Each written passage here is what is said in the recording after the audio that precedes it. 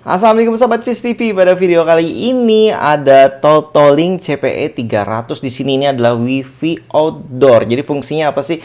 Fungsinya itu bisa menyebarkan, misalkan sobat berlangganan IndiHome, MyRepublik atau apapun itu, terus pingin disebarkan karena rumahnya besar gitu kali ya. Jadi mungkin ada satu halaman ada dua rumah gitu seberang-seberangan. Pingin yang seberangnya juga punya wifi gitu ya, jadi internetnya cukup satu karena mungkin orangnya juga ya jarang di rumah kan, daripada langganan dua gitu.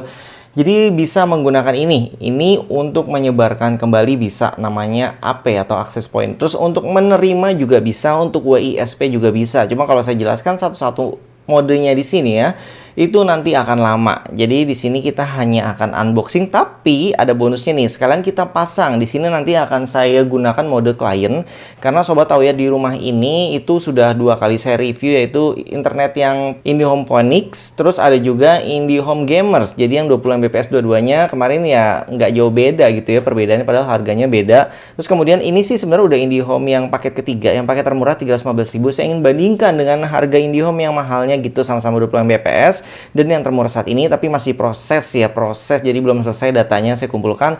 Terus kemudian saya sebenarnya ingin nambah yang 50 Mbps, mau tes juga nih bagaimana kualitas, tapi sayangnya dari Januari sampai Februari saat ini itu tidak ada kejelasan kapan dipasangnya.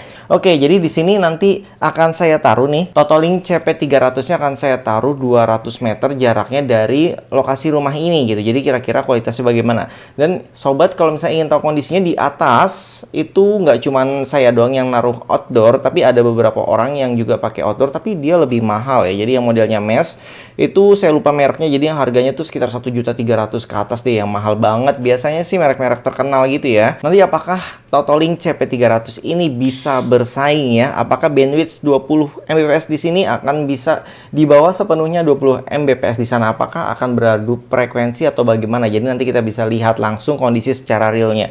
Oke, mungkin langsung aja nih kita unboxing dulu untuk Totoling CP300-nya. Oke sob, jadi seperti ini tampilannya ya. Jadi ada tulisannya di sini CP300. Di sini ada mereknya Totoling. Ini adalah WiFi outdoor dan di sini ada spesifikasinya adalah 2,4 GHz ya. Jadi bukan yang 5 GHz seperti yang terbaru-baru. Jadi kalau sobat mungkin di tempatnya udah rame banget yang pakai WiFi outdoor yang 2,4 ini, sobat lebih baik pilihnya yang 5 GHz walaupun harganya juga cukup lumayan ya. Karena di sini adanya yang lama itu adalah 2,4 GHz, jadi saya belinya yang sesuai. Jadi seperti ini ya tampilan kanan kirinya. Jadi di sini sobat dapatnya yaitu CP300-nya 2,4 GHz, terus PoE box, terus petunjuknya, buku petunjuk, Ethernet kabel ini pendek setahu saya, terus power adapter dan strip. Ini biasanya kabel TIS gitu. Oke, sekarang kita buka ya isinya seperti apa. Jadi ini di luarnya tadi ada plastik juga sob, cuman udah saya sobek karena memang sudah setengah sobek, jadi nanggung gitu ya plastik pelindung luarnya. Dan di dalamnya ada harta karun seperti ini. Ini aman banget ya, karena ini cukup tebal. Jadi kita coba buka. Oke, ini pada jatuh ya, jadi pada ada di atas sini gitu. Ini saya keluarkan satu persatu. Di sini adalah yang kabel TIS-nya tadi. Ini ada dapat dua untuk sepasang atas bawah. Kemudian di sini adalah kabel Ethernet-nya nih, ada satu untuk kabel LAN. Kemudian ini adalah PoE pasif. Jadi colokan listriknya tetap di bawah ya sob. Cuman di sini sobat harus beli kabelan yang panjangnya dulu karena ini kan pendek. Ini biasanya untuk ke modem kita di bawah atau router kita yang di bawah. Ini adalah PoE-nya. Sobat bisa lihat. Seperti ini bentuknya, ada tulisannya Totoling ya. Terus nih ada lampu indikatornya kalau misalkan nyala gitu. Terus kemudian ini yang dari PoE, yaitu dari kabelan bawah ke routernya nanti yang di atas. Terus ini adalah kabelan, ini biasanya ke modem yang di bawah, router yang di bawah ya. Jadi ini yang ke atas PoE namanya, yang ke bawah itu adalah LAN. Terus ini DC-in, jadi ini adaptornya. Sekarang kita cek adaptornya. Oke, ini dia adaptornya, cukup tebal. Beratnya ya sedang-sedang aja. Di sini juga ada tulisannya Totoling power adaptor. Terus wattnya berapa ini? 12 volt 2 ampere, berarti sekitar 24 ya. Oke.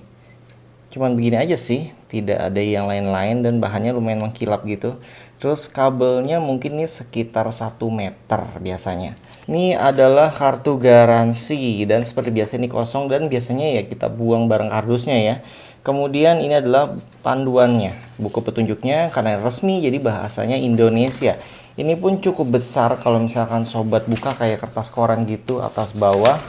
Jadi menurut saya sih sudah cukup ya kalau sobat yang sudah paham ya nggak butuh beginian juga. Dan ini buku petunjuknya lagi yang lebih rapih. Ini yang versi bahasa Inggris biasanya tuh sob. Jadi sobat bisa lihat ini lebih detail ya.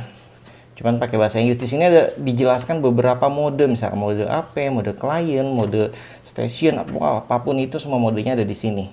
Oke, ini dia poin utamanya nih, barang item utamanya. Oke, dilapisi dengan kertas. Ini bukan kertas ya, ini seperti ya pokoknya begitulah. Dan sudah tidak ada lagi ya, kosong. Jadi ini adalah totolingnya. Bentuknya seberapa ya? 1 jengkal lebih. Terus lumayan tipis, kan biasanya yang merek-merek itu agak tebal, nih tipis. Di sini ada bar sinyalnya nih. Jadi kalau sobat mau lihat sinyalnya bagus, ini bisa nyala semua gitu. Terus ini LAN, jadi lampu indikator ini power, ini LAN, WiFi. Jadi kalau nyala semua itu tandanya bagus. Jadi tingkatan sinyal ya, 4 level tuh. 0, 1, 2, 3, dan ini bisa disetting dari bawah. Misalkan mau sinyalnya ditingkatkan seperti apa, misalkan yang lemah mendeteksinya berapa, itu semua pengaturannya juga ada. Itu sudah saya cek. Kemudian bagian belakangnya seperti ini. Jadi ini ikat kabel tis atas, kabel tis bawah di tiang ya. Kemudian ini penjelasan bahasa Inggrisnya, ini ada tulisan passwordnya dan masih standar admin. Sobat bisa ganti, sebelah sini kosong. Kemudian bagian bawahnya kalau kita buka hasilnya seperti ini. Oke, di sini udah ya, nggak ada apa-apa.